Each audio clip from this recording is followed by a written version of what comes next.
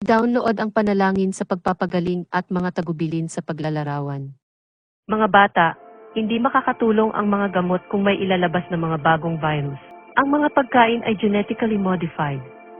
Kung nakain mo na ang mga ito, dapat kang magdasal ng Precious Blood Rosary at hilingin kay Jesucristo na linisin ka at hilingin sa Kanya na ilagay ang Kanyang mga genes sa iyo. Ang mga nabakunahan ay dapat uminom ng plain needle tea bilang antidote. Upang palakasin ang iyong immune system, sambahin ang aking anak na may mga salmo at awit at uminom ng moringa at turmeric.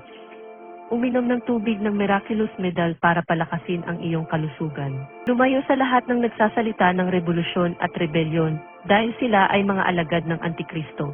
Gumawa sila ng mga peking medalya. Dapat alam mo ang mga pagkakaiba. I-print ang lahat ng iyong natanggap. I-download ang mga tagubilin sa paglalarawan.